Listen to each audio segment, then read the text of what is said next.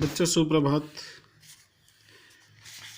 पाठ 3 निर्मला सांप और सयाल संपूर्ण होने के बाद आज हम पाठ 4 बातूनी करने जा रहे हैं।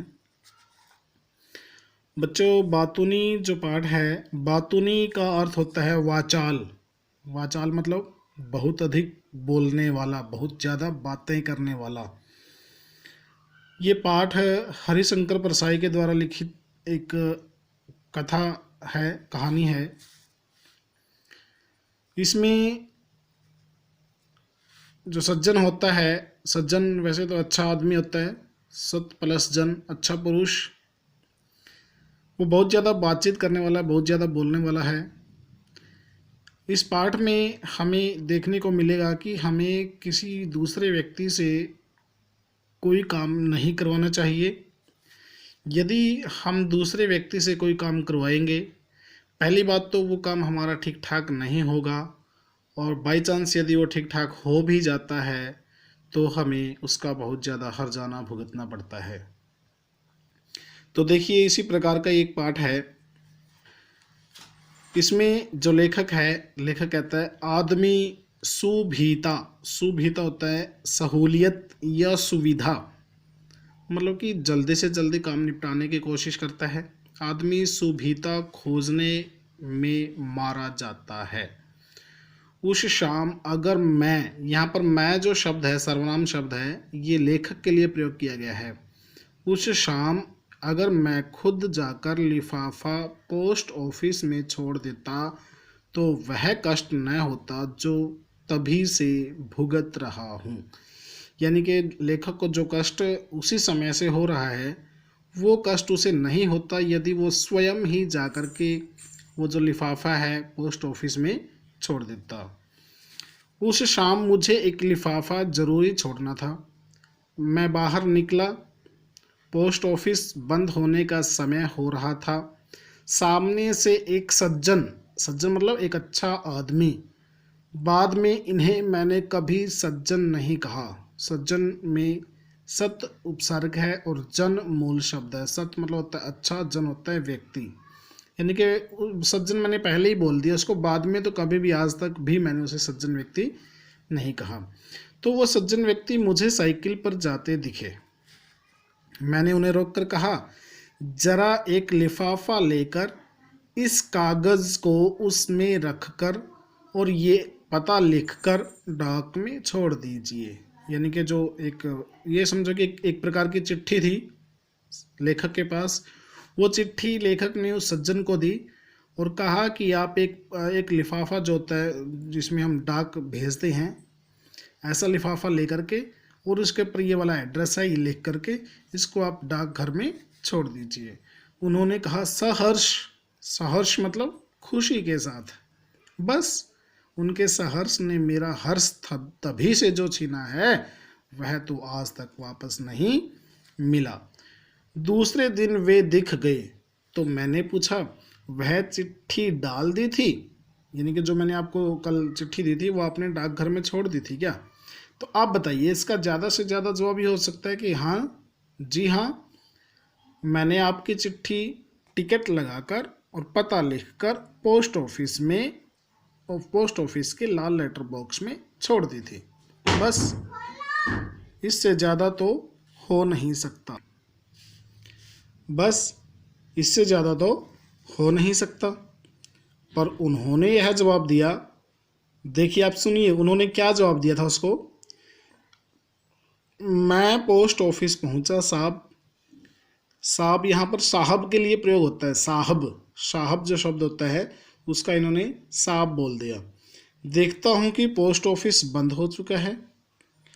अब मैं बड़ा परेशान। मैं कहूँ कि करूँ तो क्या करूँ? आपकी चिट्ठी ज़रूरी है। आपने पहली बार तो कोई काम बताया। इतने दिनों से आप यहाँ रहते हैं पर सेवा का कोई मौका नहीं मिला। मैंने कहा, चाहे आकाश टूट जाए और चाहे पृथ्वी फट जाए, पर आपका लिफाफा ज़रूर डालूँगा। तो साहब मैं बाहर निकला। अब मैं कहूँ कि जाऊँ तो कहाँ जाऊँ? इतने में साहब मेरी नज़र पड़ी साहनी मेडिकल स्टोर पर। वहाँ साहनी बैठा हुआ था। साहनी मेडिकल स्टोर का मालिक है साहनी। मैं वहाँ गया। साहनी मेरा कई साल से दोस्त है। आप नहीं जानते? ये बात कौन कह रहा है? ये सज्जन कह रहा है। किसको? लेखक को।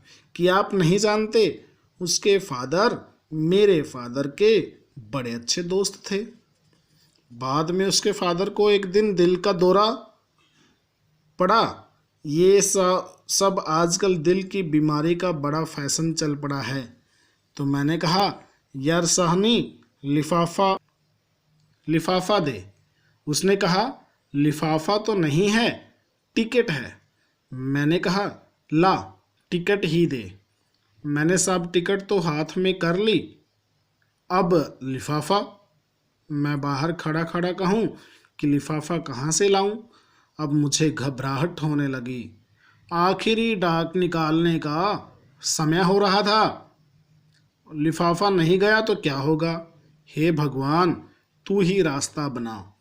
मैं तो इस गाड़ी से लिफाफा छोड़कर ही रहूँगा, चाहे मुझे स्टेशन ही क्यों ना जाना पड़े। ये सब सारी बातें कौन कर रहा है? सज्जन कर रहा है। किसके साथ कर रहा है? लेखक के साथ कर रहा है। गाड़ी चल दी होगी तो उसे रोककर लिफाफा छोड़ूंगा, पर लिफाफा मिले कहाँ? अचानक साहब मुझे राजू दिखा। वही राजू जो किताबों का एजेंट है। उसके हाथ में बस्ता था। मैंने सोचा इसके पास लिफाफा जरूर होगा। मैंने कहा, यार राजू, एक लिफाफा दे। उसने कहा, यार लिफाफा तो है, पर उस पर फार्म का नाम छपा है। मैंने कहा, कोई बात नहीं, मैं उसे काट दूंगा। मैंने लिफाफा ले लिया। जेब में हाथ लगाया तो कलम नहीं था। मैंने कहा, अजीब बेवकूफ़ हूँ, काम ले लिया और कलम लाया नहीं। भाग्य से राजू के पास पेन था। मैंने कहा, यार पेन दे। उसने साहब फ़ौरन निकाल कर दे दिया। राजू में इतनी बात है, इतनी बात अच्छी है, उसके पास कोई चीज़ हो तो फ़ौरन दे देता है। अब मैं कहूँ कि काहे पर लिख कर रखूँ, काहे पर रख कर लिखूँ? उसको लिफाफे को, उसके ऊपर जो एड्रेस लिखना था, पता लिखना था, उसको किसके ऊपर रख करके लिखूँ? मैंने झट उसका बस्ता लिया, उस पर लिफाफा रखा, उसकी फर्म का नाम काटा और पता लिखा, और साहब मैं भागा पोस्ट ऑफिस की तरफ। अब संयोग देखिए साहब कि मैं पहुंचा हूं कि डाकिया चिट्ठियां निकालकर लेटर बॉक्स बंद कर रहा था। मैंने कहा, भाई साहब, यह चिट्ठी भी ज़रूरी है, इसे डाक में शामिल कर लीजिए। वह भला आदमी था, उसने लिफाफा ले लिया।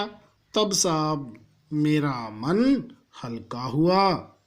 यह मैंने बहुत संक्षेप में लिखा है। अब ये बात जो है, ये लेखक कह रहा है कि यह मैंने यहाँ पर लेखक के लिए है, यह मैंने बहुत संक्षेप में लिखा है। संक्षेप मतलब छोटा करके लिखा है। उन्होंने तो लगभग इस बात को बताने में आधा घंटा ले लिया था। तो बच्चों, आज के लिए इतना ही पाठ काफ़ी है। इसके जो आंतरिक प्रश्न हैं मैं वो आपके पास भेज रहा हूँ। आप उनके उत्तर लिखने की कोशिश कीजिए। धन्यवाद।